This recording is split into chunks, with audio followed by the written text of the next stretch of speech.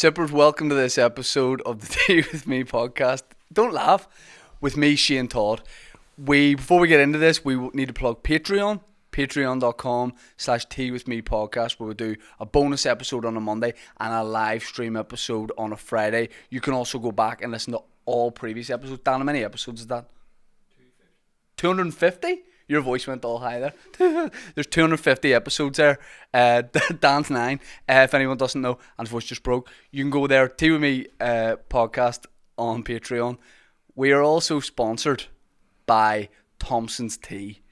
Now, we drink it on the podcast. It's Northern Ireland's #1 selling tea. And I was actually just talking about it recently with my good friend, Adam Woodgett, a.k.a. Ian Beale, who said he's just a fan.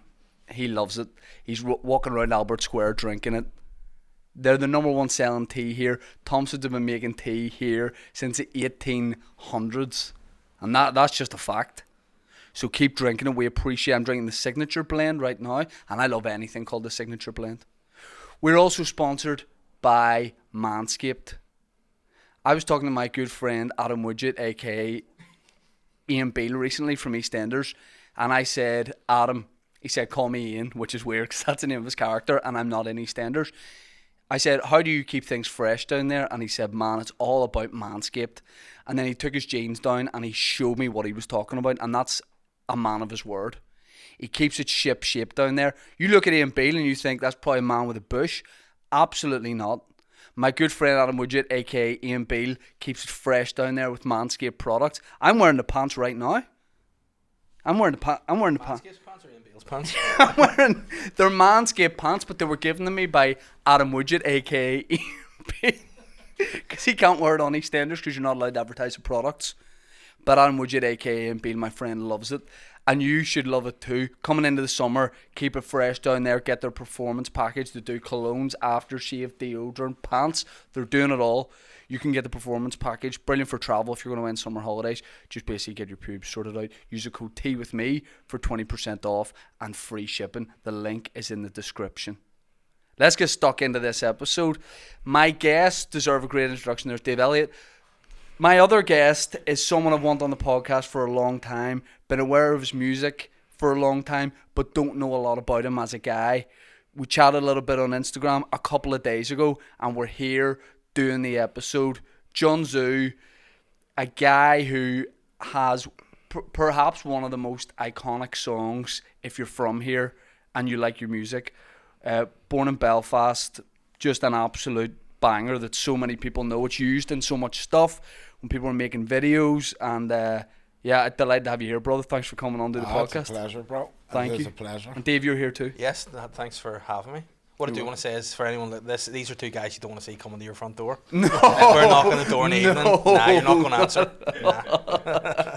Even if I hadn't done anything wrong, if you two Yeah. showed up at my door, I'd just give you stuff. I'd just be like, come on in, take whatever you want. We'd be like the local Mitchell brothers. To be honest, yeah. We're looking, if you know your mate Ian Beale wants to, another couple of... Now, Dave, you're Chris and David, but I call you Yes. Dave. Yes. Do I call you John? Mr. Zoo? Johnny? Jolly. Johnny? Jolly. Wee Johnny? There's no way I can't call anyone wee something. Johnny's my name. Johnny, okay. Now, there's so much I want to ask you because I know your music, but I don't know you. We've never met. And as I say, you have some massive songs and so many views on your music online, and you're from here, but you seem to be like all over in different places. And I know from reading into you a bit that your background is of different. You spent time in Manchester, you've been in Spain, so you're a guy in different locations. Now this is a guy only ever in one location. He's only in Bangor. Correct. Anytime he's in Bangor. I love Bangor. Yes. Love Bangor. Well, you said you lived in Bangor recently, and we Yep. worked out you live near each other. When That's when right. were you running about Bangor? I was 16, so it's about 15 years ago. Do you like it? 16 years ago.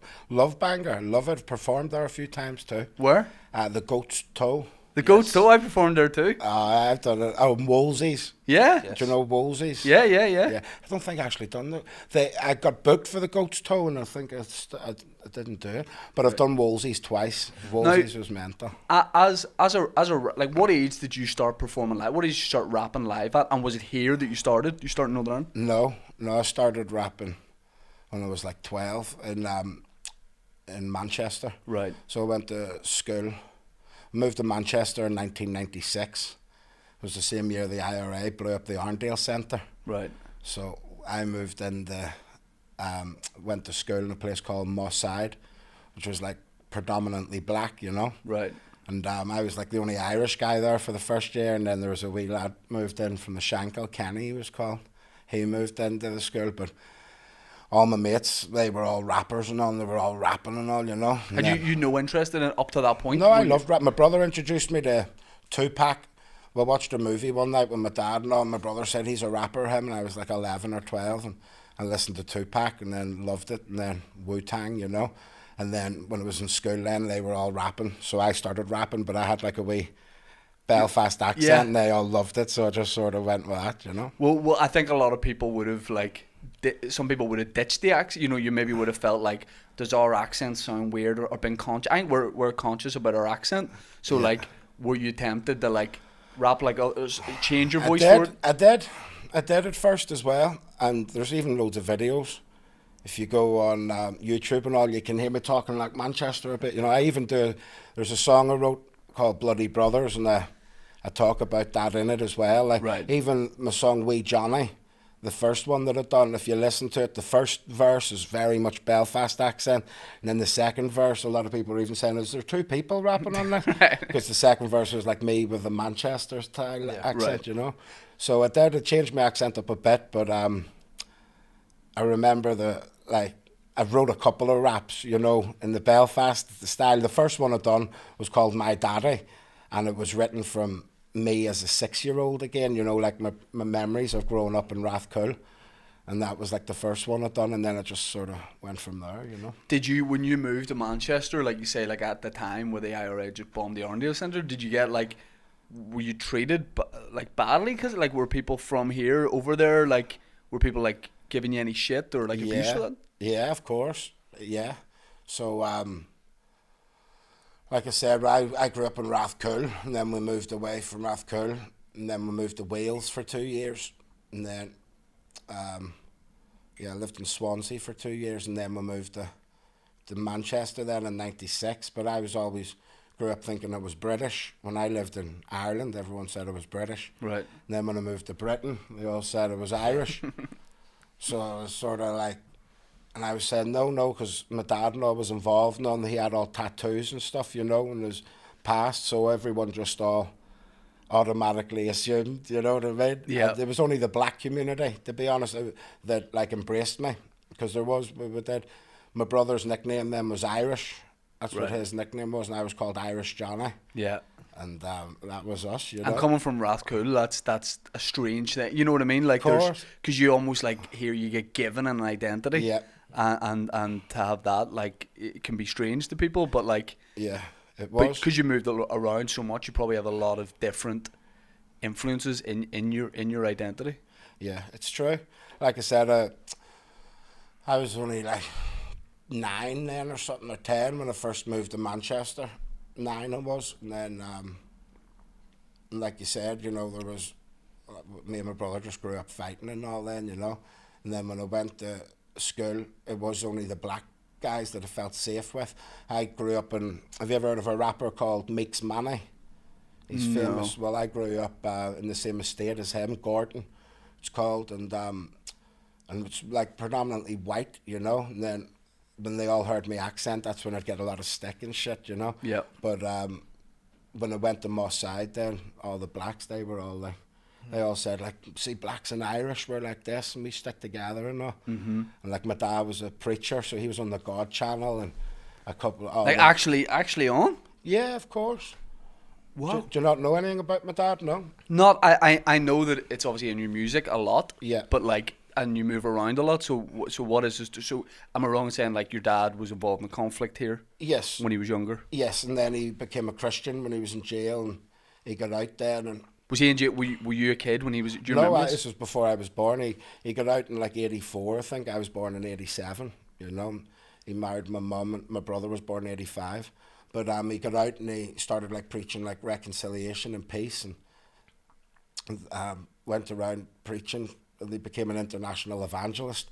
So when I grew up, then I was going around all these churches with my dad. So is that why you were moving around a lot? Yes, that's why we moved. We moved. My dad became a director of Teen Challenge, which is like a drug and alcohol rehabilitation centre. Right. So he got offered like a position in Wales, and that's why we moved to Wales. That's where we started boxing. Funny enough, my dad bought me this chain. Right. When I was 6, when we moved to Wales. I've never took it off my whole life. Mad that in there. And then we started boxing. And have you ever heard of a boxer called Enzo McNarelli? Yes. Yeah. Well, he's my mate. I was training with him and his dad when we were kids. So he was a few years older than me, and he said, one day I'll be a champion. Watch, and all. And then we moved to Manchester 10 years later. He was cruiserweight, wasn't he? Yeah. David Hay knocked him out. Yeah. But he's a legend. Like, I trained with him and his dad as a kid. You know? Right. Dave, has your dad ever been on TV for anything? No, well, I'll probably crime watch, I'm sure, when I was younger, but nah, I don't think my dad's ever been in anything like that. But like when you're saying there about your dad there, that, you know, you obviously sort of see a lot of changes moving forward, but in that, like the mid-80s, for him to get out of jail and change, does he ever speak about that being met with difficulties, you know, coming out of prison? There was attempts on his life, like a lot of attempts on his life. Don't want to say too much, but there was like the planted a bomb in his work in the centre of Belfast, and he was like out doing outreaches and all, and he went in, he was 10 minutes late, and he went and the building exploded in front of him, you know, and there was numerous attempts on his life, like, and so he did speak out about it, but my dad didn't care. My dad's always sort of been like that, you know, ready to die for what he believes in, and if you believe that, you know, you're turning a new leaf there. But I think they respect that too, you know. They do respect that. But that's mad that, you know, because he changed his life just before you were born, how different your life would have been if he hadn't have done that. You know, you were growing up and your dad's Christian and he's doing this, you know. Well, I don't know. If my dad didn't become a Christian, I wouldn't have been born, because my mum knew him his whole life, and she became a Christian then. And then when she heard that he was a Christian in jail and all, she went up and visited him, and then they said, when I get out, I'll marry you and all. So if he wasn't a Christian, my mum wouldn't have been interested in him, you know. Right. So that's what I often say when people say, do I believe in God? I often say, like, it's only because of a man's belief in God that I exist. Right. You know, literally. So. Do you see, like, Rathcoole or Belfast, like, where, because you moved around a lot, where do you see as, like, home? Nowhere. As, like, this is my place. I don't have a home, like, on this earth. That's honestly how I feel. You know, I like it here, and I do love it, and I have childhood memories, you know. Sure, I was only supposed to be coming here for a few months. Like, I ended up staying a few weeks, but I ended up staying for like 6 months, you know. Right. So I do love it here. Same with Manchester, you know. I do feel like, but I've always felt like an outsider everywhere. Because like I say, when I moved to Manchester, they were all saying, oh, you're Irish. And then I moved back here, and they were all like, that, you've got a English twang about you and all, you're not from here, are you? Yeah. You know, so I've always sort of felt like, you know, I'm not from here, you know. What was it like growing up in Rathcoole? I have really sweet memories of Rathcoole, just like I said, I grew up in like a, you know, my dad was a Christian preacher, he was well respected in the area. I just grew up loving it, you know what I mean? All fond memories of it, and then I only really learnt about, I'd say, like bigotry and stuff when I moved to Manchester, and then they were all saying, that's when I started studying and thinking, what the hell's going on here, you know? Yeah. Because that's it too, with your music as well. Like, you could listen to it and it's not like, you know, coming from Belfast, not one side or other, you know, so you can get elements, you can relate to both. Has that been something that's been well received from people, or do you find here your music's received better, or do you find, you know, in Manchester? Not in Manchester, a lot of like, because I'm also like, I've done like loads of like raw stuff, and we talk all conspiracy and that, you know, so a lot of people respected me in Manchester for that, but when it came to like my album The Troubles and stuff, and I made like a mixtape called Belfast Baby, a lot of people in like Manchester went over their heads, because they're using all our dialect and our, like, you know, colloquialism, so they're struggling with it. Whereas I didn't realise the impact it would have, you know, over here. Yeah, but then there's a video of you, I think you're doing Born in Belfast, but it looks like it's in Manchester, and it's at night, and it's like outside, and you're with some other rappers. That's in London. In London. And they're obviously not from here, but it's unbelievable. Like, I actually prefer nearly that video more than the actual music video, because like you say, it's raw, and it's you're doing like a line here and there from it, and you can see they're love it, like the reaction, like people are like, this doesn't sound like rap that's from here, and you're rapping about stuff that's local, and you're rapping in a very Belfast accent. Yeah.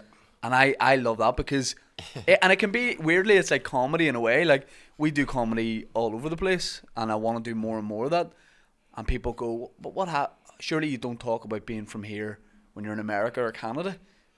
But you can a bit, because if it's done right, it's universal. And like, sometimes I might have the odd bit in my set.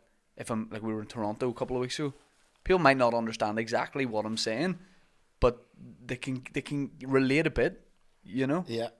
It's like a universal thing, and when you are raw and when you are just being authentically yourself, it sounds great, and I love that video because of the reaction. I think people, Of course. So my song Wee Johnny. yeah. So that came about. I had wrote them lyrics, and I hadn't released them or nothing.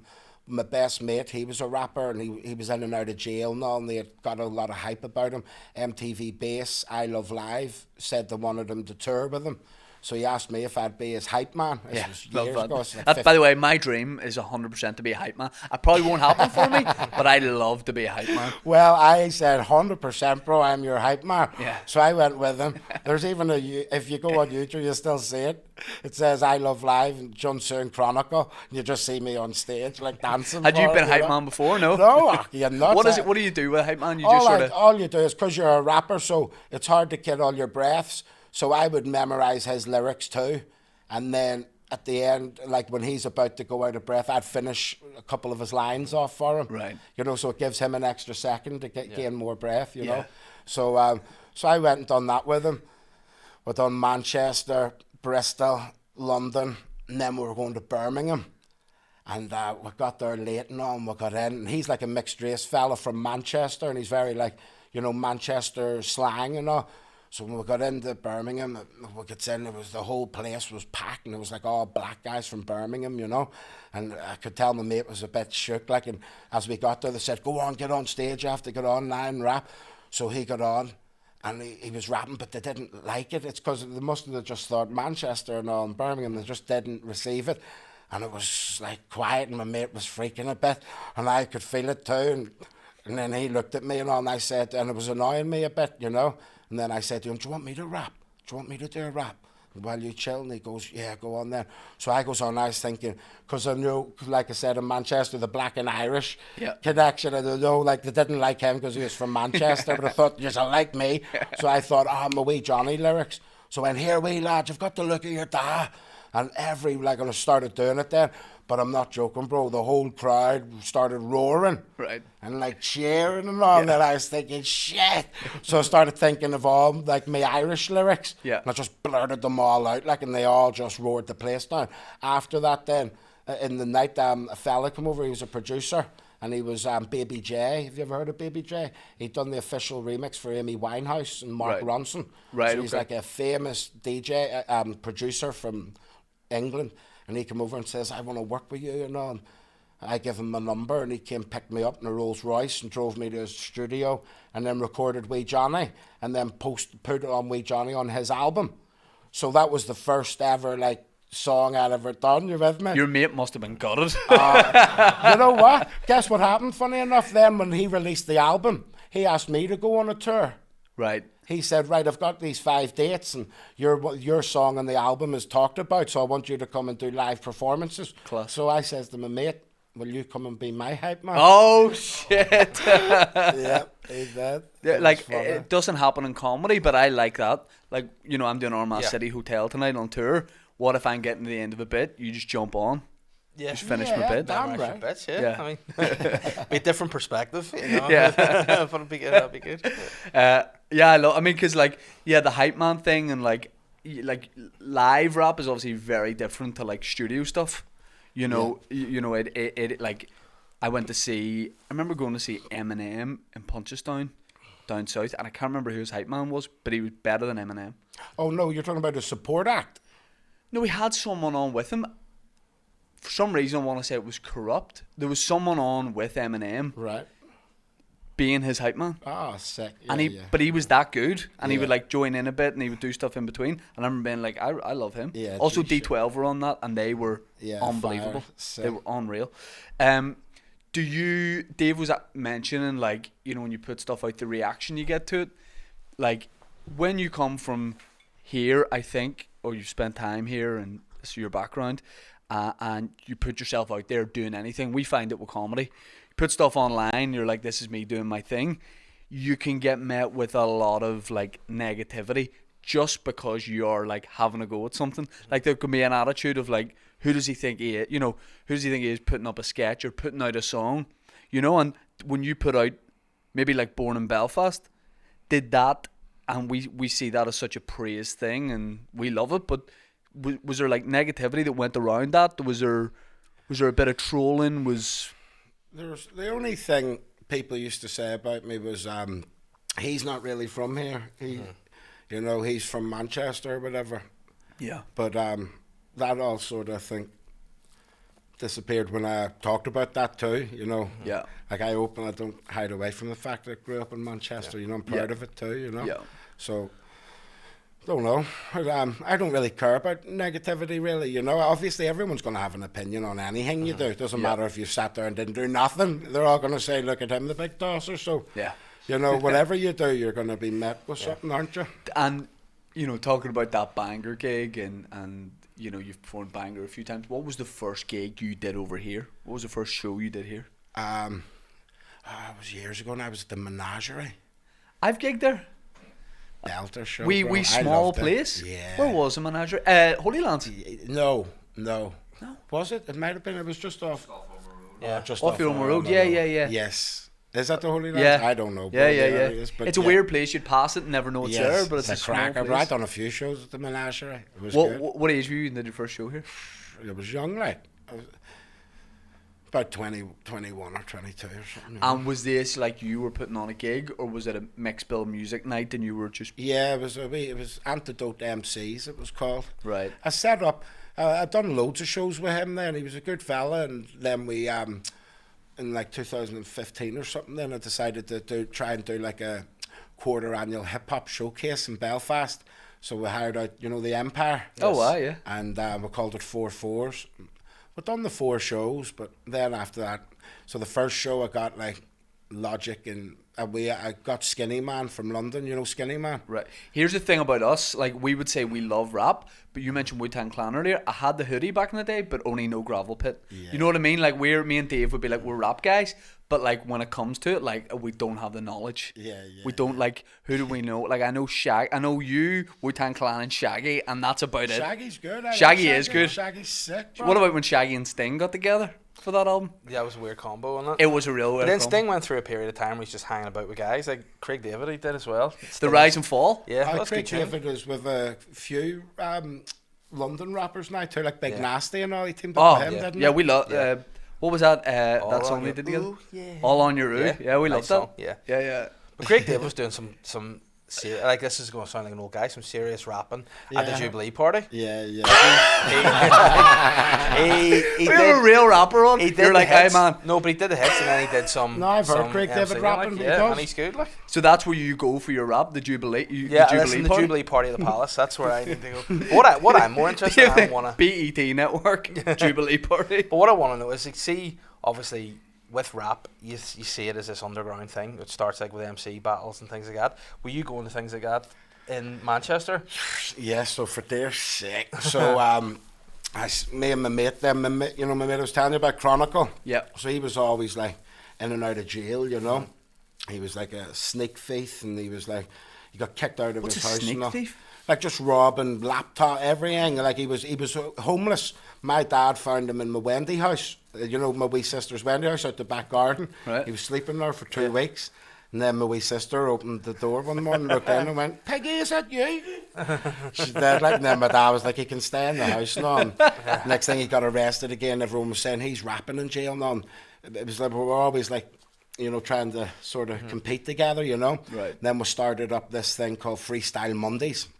So if you know about freestyling, there's a misconception nowadays. Oh, yeah. Whereas like, if I was to show you one of my raps now that I've written, it's not really a freestyle. Yes. Yeah. A freestyle is rapping completely off the top of the head, talking about what you're wearing, and you know what I'm saying. That's a freestyle. So we would have beatboxers and all, and we would just freestyle and go around in a session, you know. And then one kid from Manchester tried to like write a diss song about me or something. Did you know him? Yeah, because my mate said to me, to be honest, it was my fault. We started it. My mate said to me, my mate said to me, we need to do battles and all. That's what would get us known. I was like 16, you know. Yeah. So I've seen this kid. He was the same age as me. He was like from another area, and he was in Manchester selling the CDs. So I went over to him and got the camera and started battling him and all, and everyone loved it, you know, and we posted it, and it went viral and all, you know, for the time. Everyone was talking about it and all. So next thing, my mate rang me and said, he's done a diss song about us. And then he mentioned my dad in it and all, you know, and I was like, whoa. So I went and wrote a... I would never want to do anything that makes you go, whoa. Yeah, if I heard I'd done that to you, I'd shit myself. I'm not messing, bro. So, so the first song I done, right? It was a black fella from Moss Side who done the song. He was called KO. He's a good fella, like. And the song was good. It annoyed me, like. But then I done a song, and I never forget. I went round to my mates. I rang my mate and said, I'm coming to your house to record a song and all now. And he's like that. I was going out tonight. He says, not tonight. Not tonight. So before God, like I walked, and he lived 3 miles away from me. I walked down the back path, marching, writing and all. And I was fuming. I wrote it all on the edges. I got there, and it was. I rapped the song, and this is before God. I'd done the whole thing in one take, you know, the diss song. And then after I finished, my nose started bleeding. And my mate was freaking. I said, mix that now. And he goes, I was going to tell. I says, nah. It needs to go on MySpace tonight. You know, and he was like, so I uploaded it. No, I was a maniac, so I uploaded it. And I dissed about 10 rappers from Manchester, and I said, I'm going to smash all your heads in. Saying I'm going to blow the fuck out of Manchester like the IRA. And I was going mad. I was saying everything, fuming I was. So I released it. Next thing, a few of the lads were like, yo, I think Johnny's going to come for you, know. So he never done another song. No wonder. No. But then another couple of kids who were like well known, they got dissed in it, but they wrote a song. So then I wrote, before God, this is what we've done then. So then I started ringing people. I started ringing the rappers on camp, you know, I'd go into the studio, get their number, put them on loudspeaker, and then say, do you think are you dissing me? Do you want to meet up face to face? And they'd be like, no, I don't want to. And then I compiled an album with all of them talking and all, you know. And there was a guy called Major Drizzle, and he done a documentary called The Crime Scene Investigation. And he sold loads of them in Manchester and all the rappers. And then I was like, did he pay you anything to do it? And they were all like, no. So he rang me then for what I got him. And I got him on camera and all. I says, how much are you going to pay me to do your thing? And he goes, nothing. I says, nothing? Well, you can drizzle my dick, you hear me? And then I kicked into a song. I kicked into a song called Drizzle My Dick. Next thing, have you ever heard of them DJs, Solaro or whatever? The guy from there, he messaged me and all about that song, you know, back in the day before he was famous, going, what the hell's this? And all, you know? And then they got on Channel U, all the rappers from Manchester, and they done a song called Throw Your M's Up. And it goes, if you're repping Manny, throw your M's up. And they all do that. So I wrote a song called Blow Your Friends Up. And then, it was crazy. So I ripped the shit out of all these rappers. And then I got too far from this. Have you ever heard of a rapper from London called Chester P? He's a legend, icon. Him and his brother set up one of the biggest UK rap groups ever, Task Force. Right. They were sick as fuck, bro. But I wrote another, so I got carried away with the disses. So I was writing, I wanted to make an album where I dissed everybody, you know? I mean, it sounds like you're en route to that. So I made one of the songs called Scabby Bitches Part 2, right? and it was about this girl who was like a rapper girl, but I never mentioned her name in it. But I rhymed everything that rhymed with her name. So she got on stage one time and with Chester P at the gig, and he was famous, you know, and he came to Manchester. I wasn't at the gig, but my mate rang me and said, she's on stage slating you, you know, dissing you on stage, and she's next to Chester P. Oh no. So I was like, all right, that's it. I said, that's it, Chester P's getting it. So I rang my poor wee mate again. I says, I'm coming to your house and all. He's like, oh, for dear sake. So I record a song. Out of all the diss tracks that I've ever done, I regretted this one. And I posted it up on my MySpace. And I went on to Chester P's page and I messaged him and I said, here's a diss track for you. Didn't want to have to do this, but I heard you're in my city and all. Stood there while girls are dissing me and all. Well, here's a diss track for you. If you've got a problem, ring me. I was asleep, and I was only young. Chester P's about 10 years older than me, but he was dead famous and all at the time, you know. No one knew me. Next thing I get a phone call in the morning going mental. It was Chester P. And he was saying to me, I'll fucking battle you, blood. I'll battle you for $1,000 right now. And I said, $1,000, make it $2,000 and all.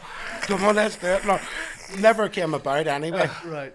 Then when I released a few songs and all, a few rappers from London all kept on saying they wanted to collab with me, and I said, let's do it. Next thing, it all went quiet. Right. And then the same rapper went to do a show over here, and the guy he was doing a show with, he said, I asked him about you, and he said he heard that you were slagging Chester P, and he had never worked with anyone who slags Chester P, and I was like, oh, for fuck's sake, you know. Yeah.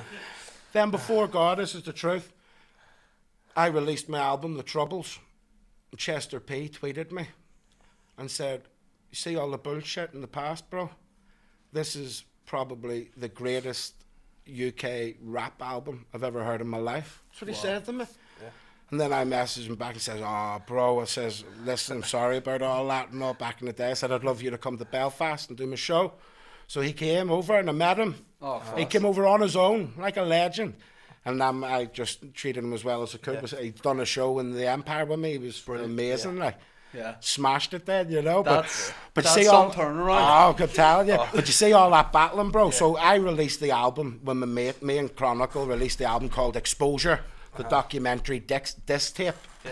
And it was 20 songs. 20 songs, like. Yeah. There was Drizzle My Dick, Second Round KO, Blow Your Friends Up, The Penguins, everything you could imagine. The Penguins? Yeah, and that was the best one as well. What was that about? It was like saying, like, how I said, you're all like a group of penguins. And you all walk around, you know, and like even the walk of them, you know what I mean? Yeah, bro, what's going on? I said, you're all a bunch of wee fucking penguins. And I sampled Morgan Freeman at the start and all, going, the Emperor Penguin is a bird. I'll send it to you now, it's brilliant. But I'd done the whole thing anyway, and then went round Manchester selling it. Right. So they were all hating us and all, but sold thousands of copies of it. Like, does that ever get ropey? Like when you're feuding with other rappers and you know there's crews and that sort of thing. Like, were you ever out anywhere and someone's come up to you and be like, you need to get out of here? Bro, I'm going to tell you the truth, and this is before God. Like, this tape went too far. There was a rapper I heard who dissed me then, and I found out he was doing a radio session. Me and my mate. Is this the mate that still wanted to go on the night out? Yeah. He's fucking got his gear on, got a smell on, and you're like, here, oh no, okay, just fucking let me go for We turned up to the radio station one night to meet this rapper and all, and we filmed it and all, and I was saying, why are you talking about my dad and all, and he was shitting himself and all, we put that out and all. It was going mad, like, because none of them were, like, real. That was the point I was trying to get at. Yeah. You know, everything I say ever in any of my songs, I believe. Even my big sister said that's the scary thing about me. She said, like, you're not putting on an act. You know, it's like, that's the difference, you know. But so then after we'd done this album, have you ever heard of a battle league from England called Don't Flop? No. Fuck. I wish so you not know one thing. I know. It was the biggest thing going then. But at the time, before it started, he messaged me and says, the man who started is called R. And it's got millions and millions and millions of views. Like, it's like, it became the biggest battle scene, you know, in England. But he messaged me and said, I heard you're the guy from Manchester to battle. Yeah. But I took it all too seriously. If someone dissed my mum, I am not rapping. I will say, that's enough then, I'll see you outside. And then outside, I'll fucking kill anyone that laughed. That's how I feel. Like, I'd be like, I dare you with me? I don't know, I'm just a weirdo like that. So I couldn't do the battles. I said, like, all my battles, like I said, my blood was boiling. I was ready to go. I was ready to kill for it. So I was like, so when they said to do a battle rap, I said, I can't do it, bro. And then funny enough, do you know the only person I ever battled live on stage was my best mate. Oh. Him, the rapper. How was that? I'll never forget it. Did it get personal? Yeah, I'll never forget it. So I was going out with this girl, mixed race girl, you know, and I loved her. She came to see us, and it was supposed to be a freestyle night, you know, where it's off the top of the head. Yep. So there was like 5 of us on stage, and we're all freestyling, and I seen her in the crowd, and all. And then my mate, never forget these lyrics as long as I live. And he was my mate, and he goes... Was your mate just... Or yeah. Is he? Yeah, no, he still is. I love him to death. Like, I thought it was going to be another... Yeah, no, this is all kiddie shit. Yeah, we weren't friends for a while. Like, but anyway, when you hear what happened, though, he was rapping, and then he goes, yo, I'm a lyrical master. My flows are darker than the skin tones of Tasha. Right? And then I remember looking in the audience. He's a big mixed race fella too, so he must have thought it was all right to say something. I looked at him, then looked down at my girlfriend, and I seen her going... You know, like out in the crowd, and there's about 300-400 people in this crowd. And then I says, lyrical master, yo, I know you're my brethren, but you're talking about my Tasha, I'll fucking blast you. And then I'll never forget what he said back. Never, it's stuck in my head forever. He goes, blast you, I'll attack you, send you back to Belfast. Underneath your armpits, smell fast. My flows will make your knees turn to jelly. My flows are fatter than Jun Tzu's belly. And everyone went, ah! I can't remember what I said next, but I remember grabbing the lead and saying, I'll say something else. I'm going to dangle your fucking neck off the stage, and I'm going to strangle you to death here now. And it doesn't rhyme. I know it didn't. None of it rhymed. I said, say something, and I'll say something else. I was ready. And I guess what he done, he threw his mic off stage and walked off. And then I got on the mic again, and I was trying to do some raps or something, but I was bubble. Then I walked off stage, and he was getting his bag and all, and I says, what the fuck are you doing? And he goes, I didn't say anything. I says, why are you thinking about my girl's skin tone? Right. Well, that was it. Dave, I'll give you a beat. Battle. Oh, no, we're all right. But I never done the battles after that. I mean, I think it was something we all did as kids. Like, if you were with your mates, like, as teenagers, when... 1-2 buckle my shoe, that kind of thing. Yeah, like, we all did that, but you would have stuff worked out in your head, but the idea of in front of a crowd, and you've not only got to come up with something, but you've got to respond to what someone has said, so that shows you how it's authentic, because you might say something specific, and then I've got to hit with a reply to that. Like, it's one of the most impressive things, because also the crowd, it's a bear pit. Did I do a rap battle once? I think I did do a rap battle. I'm not even joking. I think I genuinely did a rap battle. Where was on this? A night out somewhere, maybe in Milk. Is this another?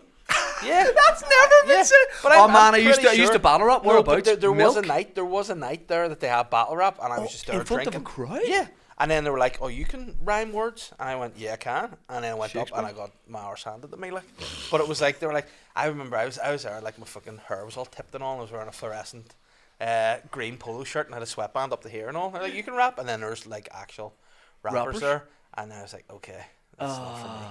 Because like with comedy, roast battles is a huge thing, but like we're all too sensitive. Don't do it here. Yeah, no, I couldn't do it with him. I'd be like, because he's my best mate. You know, because I would go. I'd say I could if I could rap wee battles, like, but it was the raw ones that worked, you know. So see my mate who I battled with, he went on and he started to do the battles, and so he had some of the cringiest ones going then as well, because he got on like us. He was a bit aggressive, right? And battle raps, you don't need aggression. The key to win a battle rap is nonchalant, not asked, jokes, pure jokes. Anything you say doesn't faze me. Pure jokes, jokes. You would be an amazing battle rapper because it's all about jokes and being funny. You honestly think? That's 100%, bro. You know who beat me in battle raps all the time? My big brother. We used to get drunk and all, and then he would say, let's battle and all, and he was just a better freestyler and better jokes, and you know, he just used to beat me like. I was ready if I was ever off the table, like if someone said something. Well, you on a said rap your battle, mum. you're It was something about your mum. That's like. But I mean, like generally, not you, because it seems like from what you've said about rap, a lot of things are off the table. Yeah, what's the etiquette? Yeah, Is there is like there- unwritten rules? So let me tell you, this is before God. The reason I said I can't do these battle raps is because I seen where it was going as well. People were getting, it's the shock factor. So if I say something shocking to you, all the audience go, you with me? Yeah. But then next week, if I say that, they're not saying, no more because they've heard it. That's why the mum jokes got so like outdated, and then they started. I said, eventually this is going to go on to like your kids, and they're going to look into everything and start, slating you. And sure enough, it did. There's some terrible shit you could watch on the, on the battle scene, like, and they're talking about each other's children and each other's dead relatives and all, talking about each other. Like, one of my mates, his uncle, like, killed himself, and he'd done a rap battle. It's dead famous, and the guys are slating his dead uncle and all. Yeah, that's part of the reason why, like, the comedy roast battles, like, sometimes they look fun, but like, if me and you did, like, I would do it with you if we were just in front of our mates, maybe, and it was an intimate thing. Yeah. But in front of a crowd that doesn't know it, like, I can mention personal with you and you with me, millions of The things. only thing is that we know so many personal things about each other. You'd be saying, you don't say that. That's you promise you wouldn't mention that. And they're the weirdest things. Like, do you like the barbecue? Are you a barbecue guy? What do you mean? Like Like, barbecue you in general? Yeah, Eating just barbecue? Yeah. I love barbecue. Can you Right. say that's the weirdest segue? Of all time. But it's because you know personal, because yes. what I'm saying is the stuff we know about each I mean, other, are you gonna it's tell, more are you gonna weird. Tell this barbecue story? Well, maybe you could. Right, now, somebody who enjoys a barbecue, right? I enjoy a barbecue myself. We have a mutual friend who was telling us a story that he was invited to a barbecue. This is the same story we're talking about. Yeah, he was invited to barbecue at his house. So he was like when you invite someone to barbecue, you man the barbecue. It's your own barbecue. So he was cooking stuff, and our mate looked out the window and saw him at the barbecue and noticed that he had lifted a piece of chicken, and he was like, putting his tongue in the chicken and then putting it back, and he was doing this with other bits of chicken. Are you serious? And then he went out, he goes, what the fuck are you doing licking that chicken? And he was like, no, I'm just checking if it's cooked. This is me. So he thought that the check if the chicken was cooked. I can't explain what you you try to explain this. So what I'm saying So is, you're licking the chicken to Yeah. taste if it's cooked? yeah. I'm tasting the temperature. I would cut it, and it was only my chicken I was doing this with. Oh, that's all right then. If it's his one. See? But you were making it out like he's but that's licking what- all the I chicken. I know I'm not licking. I wouldn't Yeah, lick your but chicken or your chicken. I lick my own That's chicken. what we were told, that he was like licking bits of chicken. No, I But cut it hold open on, and then taste it you've with my changed tongue. You've changed it because at the time you said this is how you test if things are cooked. Yes. Yeah, but do you not just cut open and look at if it's pink? You go, it's not cooked. No, You know, because so sometimes it can You then get turn salmonella. white. You What? Get salmonella. Chicken can never get too white.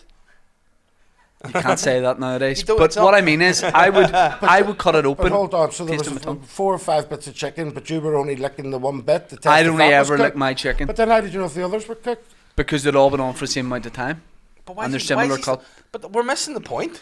He's cutting a piece of chicken and sticking his tongue in the chicken. Not for it. Not for a lot. I'm not like rooting Yeah, but around in it. I you've just touch it again. But you've got fingers. Oh, that's cooked. You could go, oh, that's cooked. No, because your fingers get desensitized because they touch hot things all the time. That's why if you're testing temperature of a bath and you put in your elbow, No, you don't put it in your hand because you have no feelings in your palm of your hand or something. Whose elbow's that long other than you, the fucking Slender Man, to be able to get over the edge of a bath? That's why. T-Rex arms. That's why a roast battle between us would Yeah. be so specific. Because also, I had this on him when we went to LA. Like how many years ago? 8, Yeah. 7, 8. And me and Mike over there were sitting in our own row, and Dave was behind us. And as the plane was landing, we'd all been kind of asleep. I turned round and like looked through the seats at Dave to basically like see if he was awake. And the plane landed and he went like this to himself, and we weren't looking at him, and there was no one around him, and he had the big his big neck. No, he had the pillow on and the headphones in, and he had a wee blanket around his waist, and he didn't know I was looking at him, and the plane landed and he went like this. And nobody was looking at him, and he made that wee noise, and I went, did you just I was looking at you? He's like, no, I'm just excited to be here. Yeah. So we know weird things about each other. Like, I will lick a chicken, but it's only to make sure everything's alright. But you can get like wee thermometers and all I that. found that out after, Yeah. but I'll still I lick think it I because I bought don't one, didn't trust that. Yeah. Yeah. But the tongue's good But you for can get salmonella. Maybe that's because after a while, I thought you had some issues with your Crohn's, obviously. But I thought maybe you're just giving yourself salmonella because you're just going around licking raw chickens. Yeah. Could be that. Yeah. Your gut's just not a good way. Yeah, but no, it's just it's a good barometer of how cooked it No, is. I don't. What I'm saying is, you don't see Marco Pierre White in the kitchen just being like Ramsey? Yeah, let me lick your chicken, big boy. You know, you don't see him. Oh, fuck off. You know, you don't see that happening. It's just it's a weird thing. Yeah. But I mean, you do have some weird wee habits, definitely. Yeah. Definitely. If you could do a live show here, say Belfast, like you mentioned the Empire, what would be like your dream venue? Where would you love to put on a show? I smoke a lot of weed, so I'm preparing a show already. It's a secret location, and we're just gonna get like coaches, you know, and everyone meets up and gets on the coach, and then I'll take us to the secret location. What's that got to do with smoking weed? Well, we're all gonna smoke weed at the venue.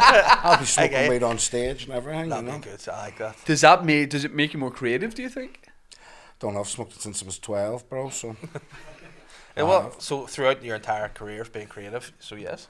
Yeah. It has, yeah. It's been good. So when you've been making music, you've been smoking. But funny enough, it's before God. Like I've never took anything else in my life. Like nothing. Never tried anything. I mean, it's not. I don't consider it in the same league as anything like that. You know, it's a different thing. Of course it is, and you're right. It does. It helps me with like creation. Or like if I want to write a song, I like to have a nice few smokes. You know what I mean? But now, when other rappers made you diss tracks, you like went down the back path with a headphone. Imagine if you hadn't smoked weed. Imagine if you weren't chilled out. Telling you, bro. God knows what would have happened. Yeah, I mean, I don't know if there's a rap scene here. I know that we've had people like Jordan Adetunji's been on the podcast. Don't know if you know him. Jordan Adetunji.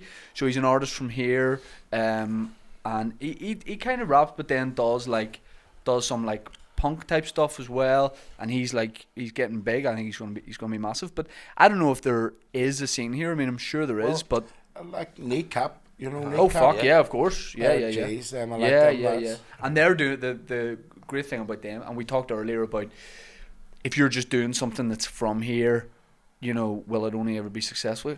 They're doing it all over now. States are doing shows in the States, are doing it all over, and being authentically like you, being authentically themselves, not changing their accents, not doing anything else like that, other than being them, which is great. No, I do. I love it, and I love the way they rap in the Irish language. You know, it's sick. Yeah. It is really good. They're probably like the ones who smashed it, you know. And I did love Cormac's. Remember Always Creeping? That was a belter. Cormac McDermott, I've had him on the podcast. That was a belter rap. Like. Have you ever heard of MC Beezer? Oh yes, I heard it last night. See Bud Lightyear, the guy who gave me all that for you. Yeah. He showed it me last night in the car park. As the car parks, I says I'm away to see Shane Todd tomorrow, and he goes, oh, he's a rapper, him and all. He done like a parody rap. And no, I don't know why I'm laughing. I don't know why anybody else is laughing. You're right. Did you see that? Have you seen them street preachers that are walking around Belfast? Yes. Did you see that he even stole my lyrics? Did you hear it? Oh no, God help him. He started talking about homosexuality or something. He said it's disgusting. He goes, shame, shame, shame on you, Belfast. Shame on you, Belfast. You're going to hell fast. That's what he said. Did you not hear? Could there be a diss track coming? Where to who? From you to him? No. Listen.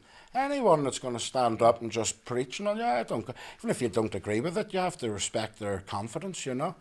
I wouldn't go on and hackle people who are comedians, and he is a comedian. Yeah. He actually is a comedian, let's be truthful, because I've watched a load of his videos, and he's doing it to wind people up. That's what he actually Have you seen the Elvis guy?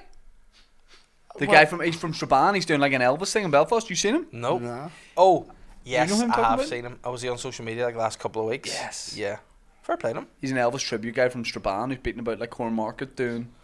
I couldn't do anything like on the. I couldn't do a street performance. I would get far too nervous. I'd shit myself. Serious? Yeah, 100%. So I like street performances more. That's what I sort of like, you know. Comedy I think needs to be in like quite a specific environment. And don't get me wrong, there are comedians who could get up anywhere with a microphone in front of us and just talk. I wouldn't have the balls for it. I couldn't do it. Could you? Could you do a set in Cornmarket? Probably, right? yeah. Well, not right now, but yeah, I reckon so. Really? Yeah. Yeah, well, I mean, yes, because there's been gigs we've done before that you'd much rather be doing a gig in Cornmarket. Yeah, There's some you're going off for fuck. What's the worst live performance, or like what's a time where you've gone, fuck me, I don't deserve this? Oh, we're like getting like a bad reception. Either a bad reception or the gig wasn't what you thought it was going to be. Oh, well, I remember saying taking part of Sound City Festival in Liverpool. And I got a train up and it was hyped up and they were saying there's going to be thousands at it and all. And I walks in and there was two people, and one of them was the sound man. And I said, what's going on? And they went, everyone's at this other gig and all, and they're coming here later and all, but it's okay, but you have to get on and perform. So I literally had to get on and perform to the sound man. But funny enough, there was a famous group, I forget their name now, but they were backstage. And they came out like and became friends with me and all, you know, and said they liked it. But I didn't care. God's honest truth, I didn't care at all. You know what I'd done? I just thought, well, they paid for me to come. I'm here, and I thought I'm just going to treat it as like a practice. Yeah. You know what I mean? But it's crazy they still wanted you to, because if I was in that situation, you think to be like, look, it's up to you. Yeah. You know what I mean? No, because they had everything. It was all like a schedule, so whatever it was, so people could theoretically come in walk at some in point. even Right, and all. right, It was right. like part of a big festival thing, but I just thought, But I don't mind any of that, you know, and I take all the negatives with the positives. And most times when I perform, I always sort of like feel I could have done a lot better, you know. That's just always how I feel. Oh yeah, like especially if I have like a long drive home from a gig, I'll always pick up on I'm better now at not being hard on myself, but you'll definitely pick up on like one thing. I'm like, that line needed to be. Yeah. I missed out on a word there. You know what I mean? Like that kind of thing. Course. Sure, one time here, you want to see me performing here, it's mental. I remember one time I forgot my lyrics and all, and everyone just started screaming it back to me. Seeing Woolsies, there's a video. I've seen it. Yeah, and they're Wild. all chanting it and all, you know, and even in like the Empire and all, I remember literally I just walked on stage and the song started playing, they were all singing it, and you're like, wow, you know? Yeah. It is good. What's a festival? Have you done bad? We get lucky with festivals. There's brilliant festivals here that have comedy on. They're not comedy festivals. They have comedy on. Yes. And the comedy's well received. Like the Stand Hall. I done Stand Hall. Did you? Yeah. Brilliant festival. Yeah, with Rira. You ever heard of Rira? Like an Irish rapper. He was really good. Me and him done a big festival at it. It was brilliant. I love doing festival, and we did an outdoor tour. Which I did a festival recently that I don't want to name because I feel that it gets government funding and there may be some involvement of people who would, let's just say, go, if I were to name the festival, but the stage was too big. Like, it was a fucking massive stage, and there was maybe 20 picnic tables of people in the crowd, and it was like, what could the capacity of this have been? Could have been thousands. Like, it could have been 4,000 or 5,000, and there was probably 100 at it. Was this a good few months ago? Yeah, about a year ago probably, like just as restrictions were lifting. But the comedy was the last night of this festival, so there had been like loads of, like there was a rave night and or something else, and then the last night was comedy, and it was like just too big a stage for everyone spread out. And I remember as well, they had a massive screen behind, and you could just see your fucking stupid big head in the screen, and like about 10 people, and like it's just so bad. And then you walked off the stage, and like there was just backstage a few characters you'd probably see like in Sunday Life. Every week you're like, oh well, I'm not, and I was like, this is the best festival. Isn't it weird here? You get more starstruck by paramilitaries than anyone else. I see him all. There he is. Yeah. Like, well, what are you up to? And I was like, you don't know me. It's like, oh yeah, getting your autograph book out. But yeah, it was pretty hard work, but I hate it whenever you have gigs that you know is going to be hard work. You know, I sort of say it's like in boxing, just put your gloves up and just take the punches and see out the rounds and just go home. But thankfully, they're fewer and far between. Easy for you to say. Yeah. I think you could do a brilliant live show about just you, about your story, about how you got into that. You know, like a one-man show. Yeah. Because I mean, identity, like that's so fascinating to me that you don't consider yourself to be from a place or have like one place where you go, that's my home. You moved around so much, like such an interesting story, and combining music with some sort of stage show. I just think that'd be unreal. I know, should do. Definitely should. Who would play you? Would you play you? It'd be silly if you didn't play you, because then you'd have to watch someone else rapping as you, and you wouldn't like that. Well, I'm gonna say if you're looking for someone to act as you. Oh, I get the big fella. Hey. Dave Elliott as Jun Tzu live. There we go. Let's do it. Yeah. That would be good. What's it like when you gotta go somewhere? Like, I've seen that you've done stuff in schools and things like that, and because you know it's like poetry as well. Like, you know, it's spoken, a lot of what you do is spoken word.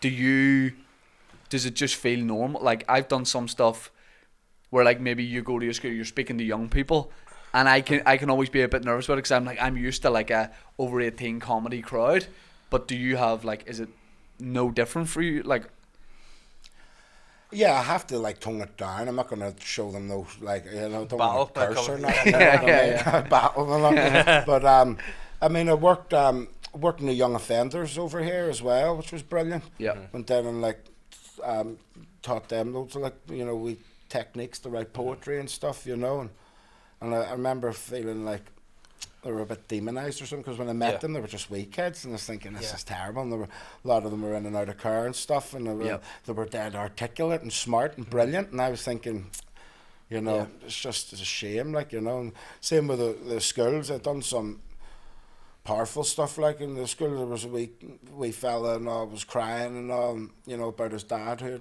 had, died and stuff, and I said I wanted to give him a CD and all, but they were swearing on it, so I had to get permission off his mum, and his mum gave him permission and all, so I just I don't know, I haven't done that in years either, like I said, I moved to Spain, I released my album The Troubles, and then my manager who I met him in college, he was the one who started to get me doing all the workshops. Right. He taught me all the wee curriculum, taught me all the techniques, and then he died just before my album came out. And then I just released the album myself, and then moved to Spain. Just thought I'm not gonna do music no more. Literally. You needed just a change. Yeah, no, that was me finished. I genuinely wasn't doing music no more until. Have you ever heard of the Cali Cave? Then. Yeah. So is it Tenerife? No, it was in Alicante. Right. And then. So I had moved to Spain. I was there a couple of years. I just saw on your social medias where I saw all that. Yeah. And is it like it's legal? Like you've got these. Describe what it is. It's a cannabis social club. Right. So cannabis social clubs in Spain. It's like a grey area where you can go in and smoke weed. You're allowed to smoke weed on the premises. You're not allowed to bring weed in or out of the club. Yeah. Right. So weed has to magically appear in the club, and then all the members get to smoke it, But it was brilliant. I was there for I was in Spain for 5 years. I was there for about a year and a half, and then I met Danny. He's the fellow who run the Cali Cave, and I went in. He asked me to do a song and all for him. Yeah. Because he knew my music, and I didn't want to do it at first, and. He was saying, how much do you want? No, I says, I don't do that. No, that's not my scene. But then he became a mate, and he was hilarious. Yeah. So I wrote a wee rap for him. And is that him at the start of the track? Yes, right. That's him. And then it blew up from there, bro. I mean, literally blew up from there. Next thing, he got Bissett and Robbie G over and all, and they made a few tracks with us, and now they're #1 in the charts. Yeah. Right. Belters only and all. Yeah. And Jordan McCann and all come over and all, and we set up a record label, so... It was mad, Yeah. Are you back into it now then, or are you? Yeah, done really well, but then the original club got closed down there at the start of the year. We'd done a Jordan McCann gig, and the police over there are just mental. They just come in whenever they want, They came in then because they knew we had a big show. Yeah. And they shut it all down and everything. Oh, you're not allowed out? You're not allowed? You are allowed show. They're just, you know what I mean? They're just being pricks. So right. Shut it down, and then... that was it really then. There's a couple of other places, about now, so that's why I came back here. Bro. Recently, these last 6 months, all I've been doing really is critiquing restaurants, cafes, in Northern Ireland. Yeah. Nice. There's some belters, bro. Yeah. What's #1? What have you had so far that stands out? I don't know, #1, it's hard. What are you looking for? I'd have to give you a top 3. I'll give you my top 3, go right? for it. I'd have to start off with Springsteen's and Carrickfergus. There's one on Lisburn Road too, isn't Nah, I don't know about that. The original Springsteen's is in Carrick. Have you right. been? Yes. And they all know me, I love it in there. Have you been? Yes. It's where near the cinema? Yep. Yes, right next to the cinema. Yeah. Magic. Love it in there. I really do. Okay. I used to only not eat in there. They stopped doing breakfast at 2. which is a bit annoying because sometimes I would get Your in breakfast there- man? Yeah. No, breakfast my. But you like a late breakfast? thing. Yeah, so I got What in time there- you like a breakfast at? I'd have 2, 3 or something. But I got in there at 3 one time and it says there's no breakfast. And I says, oh, come on, we're going and all. And they said, hold on, we'll do it for you, you know. So they're nice. You were just getting ready with a diss track. I'm telling you, that was it. And then, so I love them. They introduced me to tobacco onions. I didn't even know about tobacco onions. My Game dad- changer? Yeah, so I took my dad, and my dad got the tobacco onion. I don't even like onions, and I was eating my fry, and my dad threw a pile of tobacco onions onto my fry. But on a fry, Have you because never done it? I promise you, listen, that's the game changer, right? This is why I I put don't on know 2 if- stone since I've been over. I don't know if Northern Ireland's ready, because the fries it's locked in. What goes into your fries sort of like locked in, and I get you got to respect traditions, but are you saying we've got to move with the times? No, you a have bit? to. You have to put tobacco onions with your fry, I promise you. And all a over the fry? pancake. Or Do like- you get a pancake on your fry? I've done it before, yeah. Yeah, because so what you do is I go into Springsteen's, I ask for the super fry, but there's a few things then, you know what I love about them too? The like, you know, if you say no mushrooms, and they say, do you want an extra sausage? Oh, that's a good. An deal. extra sausage that. for no mushrooms. That's a deal. That's a hack though, because people are going to be doing that flat out Yeah, now. nah, but they're G's, because one time I said, no tomato, no mushrooms, and no hash brown. And it says, can I have an extra bacon and an extra sausage? And then she said, yes, but you're allowed another extra something. And I was That like, is a super fry. That is a they're super fry. legends, like. And then I would get the portion of tobacco onions with them. But So where else is going in that top? What else is going in that top 3? bootleggers. Great spot. Yes, Haven't been in a Oh, while, it's but the great gaff. spot. Nah, it's the gaff, bro. Yeah, The yeah. one Cocktails, thing food? cocktails are amazing. The amaretto sours. Have you had them? No, don't think. I'm more of a woo woo guy. Nah. Listen, bro. Try the amaretto sour. I'm a Had I'm a 13 Hindu of them, cocktail guy. 13 of them the other night. Oh, it was, Sorry? It was lovely. We all went out. I had 13 amaretto sours. And a 2 portion of daiquiris, tobacco onions. 2 daiquiris and the Guinness at that. And did you bring your mate who you've stopped from having nights out? No, you owe him a night out. You owe him a night out. Oh, I'm telling you. So 13 bootleggers- amaretto sours. Oh, they're beautiful, bro. No, they are, and they just go down like nothing. Trust me, try them. They If are I good. tried 13, I'd be speaking to you from the other side. I'd be dead. Nah, and then we went to Thompson's after that. I've never been. I don't go clubbing.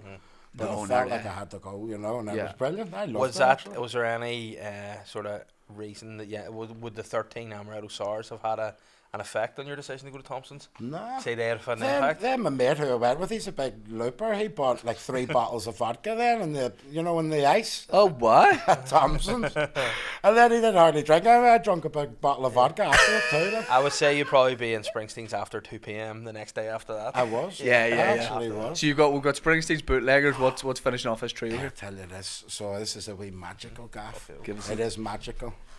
In Glengormley, Okay. Okay. a place called the Wee Bistro. Okay. I like the sound of that. Have you never heard of it? No. No. See, I very rarely stray away from Bangor. Yeah. I'm the Bangor I man. wonder was this place. I don't. Wee for Bistro, breakfast. I 5 don't have stars. dairy, right? And I think this might have been a place someone recommended me and go, they do, it was either chocolate cake or something. They were like, they do a wee vegan one, and I think I was really interested in it.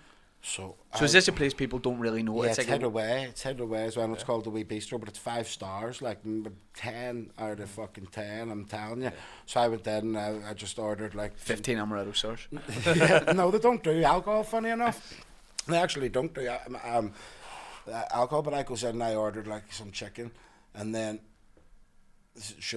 they walked out with this big bangers and mash, and it just said bangers and mash in the menu, pork and leek sausage, mash. Nice touch. But you wanted to see the sausages, they're like this size, and like 2 of them, and I was like, yo. So I just give us them, and guess what they have on the top of them as well? Tobacco onions. Boom, there you go. Yeah, and then instead of gravy, it's peppercorn sauce. Oh, that's good. Bro. That has become, that could overtake the fry here as a staple thing here. Bangers And mash, cultures love it. Mashed tobacco onions, pepper sauce, and a Like a chicken. stack. They like a stack, yeah. Love that. That's coming in hot, like. Yeah, there's Trust some me. magical gaffs. Like I do love it. I put on too much weight over here. It's the bread, all the breads, All bread. and All it's bread. snowballs and all. I haven't had a snowball in years. Yeah, and it upset me because I'm a snowball connoisseur, and and I am like I think there's like levels to snowballs, Yeah.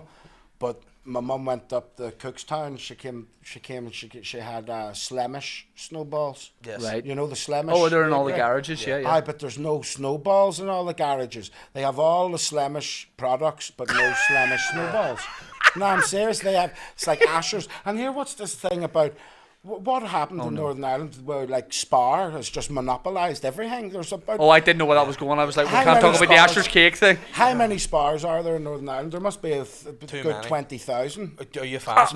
No. No, we but don't there's like no Spar either. choice. Do you? So you like more of an independent place? Yeah, see in like Manchester and all, there's loads of gaffs everywhere. Like, especially to go and get like raw Rizzlers and all, there's just nowhere. Like, see, Nightmare. that's Too like many in Spars. Edinburgh. Whenever you go over to do the Fringe, there's a wee place called Pie Maker, and it's an independent, and it just makes the best pies. It's in between all these Gregs. it's amazing. But Pie Maker is just one guy doing it himself, and it's shit. Yeah, way Love that better. shit. It's the best pies you're gonna Yeah. get. Like, Where do we get a final question? What people want to know? Where do we get the best snowball? Where do we go for, like, you said there's levels to it. We want to go to the It's the penthouse. Slemish ones, but I need your help. I need to know where there's. The We can Slemish get. I snowballs. guarantee you we listen, can get you one. You did something for Kieran Bartlett with the Banshee Bones. Remember Banshee Bones crisps? Of course it does. Yeah. So Kieran Bartlett, our mate, was on the podcast talking about them, and he said he'd heard rumours on the grapevine that they were coming back, Yeah. but it couldn't be verified, and like he was speaking to people and they were like, you know, avoiding his calls because like he hit on something. Like Tato didn't want him asking the questions. Yeah. We had him, I'd say within 2-3 days we had Banshee Bones in here for him. Yeah, I had the Banshee Bones when they sell them in Spar. Now I thought you didn't like Spar. Yeah. I thought you didn't like Spar. Yeah, no. I don't, but I have to go by force. They've No literally- one's taking you anywhere by they've- nah, force. but they've monopolised the whole Yeah. gaff. Like, Yeah, it's yeah, yeah. weird. But, It is but weird. what we're going to say is we will get you some. We'll get you snowballs, Slemish snowballs, no problem. Slemish snowballs. I think there might be out in the country, Cookstown area. We'll get wherever we'll have to go. We'll get you them. Slemish. And if you think there's too many Spars, we're gonna set up our own shop, 3 of us, and all we're selling is snowballs and tobacco onions. Yeah, And these things. And amaretto sauce. amaretto Yes. SARS. No, that sounds good. That's it, And yeah. the chicken wings. No, that's what I love about bootleggers I too. love chicken Yeah. wings. Have you had them from No, from but I would like bootleggers? to. I would like No. the 3 of us to go and get chicken That's the only wings. thing annoying about bootleggers. They shut their kitchen too early. It's ridiculous. And you know what? like. I have a bit of personal beef with Sorry, if the bootleggers. 3 of us show up and say, Uh-huh. guys, give us an extra Yeah. hour, we'll get that. Yeah, I Don't got worry. kicked out of bootleggers once for wearing tracksuit bottoms. So Really? And nothing else though. Nah. yeah, no. To be fair, yeah, that was it. Do you know where I went last week? Conor McGregor's bar. Down south. Oh, yeah, yeah. the Black Forge. Was it good? Belting, bro. Apparently they make their own version of Guinness. Yeah, I had it. Yeah, What did you think Forge compared to Guinness? Stout. Was it nice? So the first one I had, it was like, I don't know if it was like, it was nice, but then the second one, I was loving it then. And What then, about by number 14? I didn't have that. No, but and then there was like nice cocktails. No, but the food is amazing. Yeah. Out of the Black Forge, amazing, bro. Special, like. Why don't we do a food tour? We should. Yeah, that'd be great. Right, well, we've snowballs to hunt, but we will get you them. I'm convinced we'll get you them. But again, I'm trying to lose weight, so that's what I mean. I've started training now. Yeah. Up at Momentum Fitness with Carl Frampton's personal trainer. I met him at the Cali Cave, you know. Are you boxing as well, or? Yeah, well, I've boxed my whole life, but and then like and then I just got fat. You know what I mean? Would you box against me and Dave for a Patreon special? Yeah. No. No, I would. Please don't. I'm only Thanks, joking. cheers. I don't want that. We don't want that. We're so sorry. Like we Oh, don't wait, want white any collar. trouble. Listen, 2-on-1. I'm I sorry. think that sounds like a good suggestion, but I'd rather go and get amaretto SARS with you. Yeah, instead. let's do that. That's I'm cool. amaretto we SARS could and do chicken both. wings. We could get the amaretto SARS and then just have the charity thing. Yes, I can't do it though. So you be Dave. Yeah. That'd be a lot of fun. Thank you so much for coming on. Bro, it was a pleasure. I feel like Yes. we could do 10 of these and still find out so much more about you. But I appreciate it. Big fan of your music. Thank you for coming on. And we'll link in the description to whatever you tell us is the best thing for people to see. worries. And where to get Slamish snowballs. Yes. Yeah, get the Slemish. I'm starting. All right. Thank you very much. Thanks everybody for watching. Cheers, Dave, also for coming on. We appreciate it. Thanks for having me. Why are you wearing shorts? Hot day, my friend. Hot day.